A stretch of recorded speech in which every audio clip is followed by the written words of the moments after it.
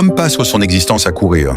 Il poursuit la richesse, l'amour, la gloire et le pouvoir, sans remarquer que les plus longues courses conduisent parfois aux plus grands égarements. Un philosophe disait que le désir est un voyage sans destination.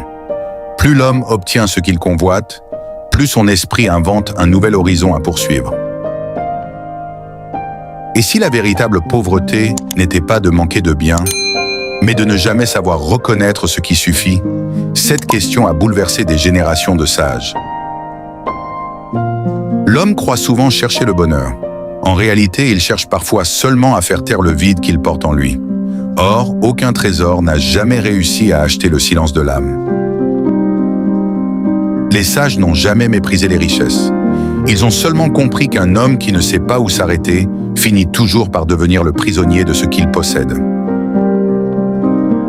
Il existe une illusion que presque tous les hommes partagent.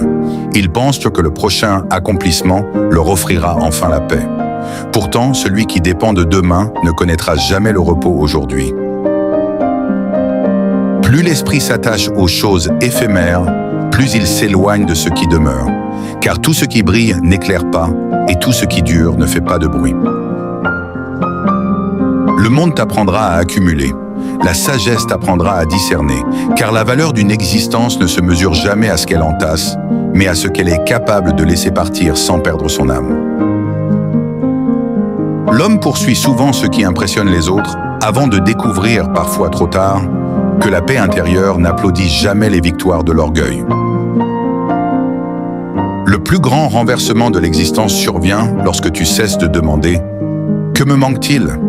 et que tu commences enfin à te demander « Qu'est-ce qui encombre encore mon esprit ?» Celui qui ne gouverne pas ses désirs finira par servir ceux des autres, car toute dépendance commence le jour où l'on croit que son bonheur attend encore quelque chose d'extérieur.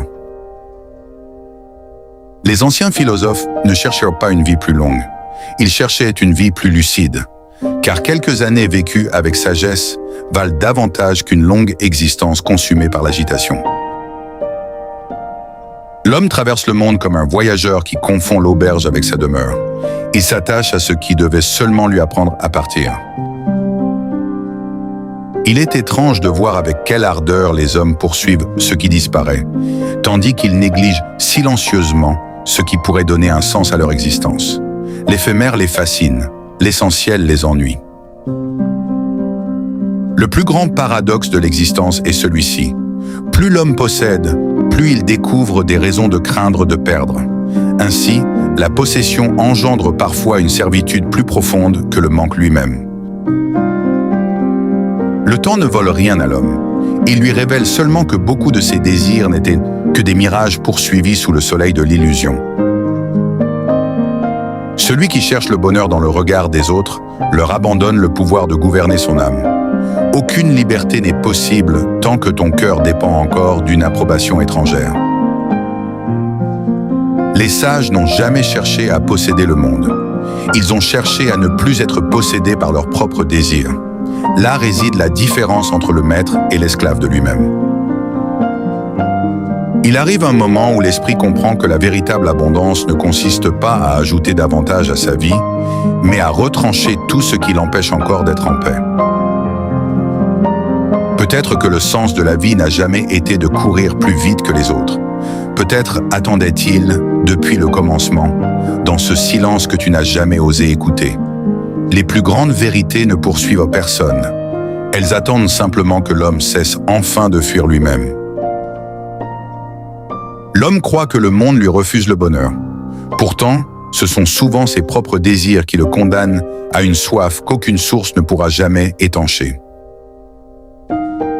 Plus l'homme poursuit les mirages de l'existence, plus il s'éloigne de cette vérité oubliée.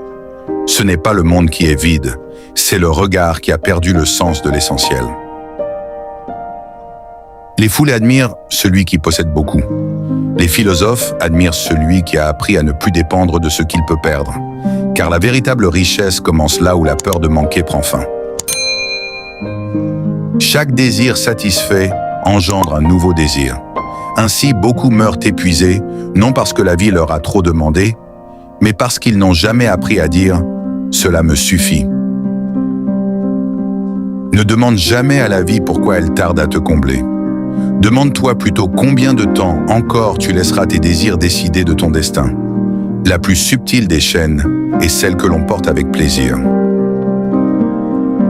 Il est des victoires que le monde acclame et que l'âme regrette en silence. Et il est des renoncements que personne ne remarque, mais qui élèvent un homme au-dessus de lui-même. La plus grande tragédie n'est pas de mourir sans avoir tout obtenu. Elle est de quitter ce monde sans avoir découvert que l'essentiel n'était précisément pas ce que tu poursuivais. Les anciens sages ne cherchaient pas à conquérir le monde.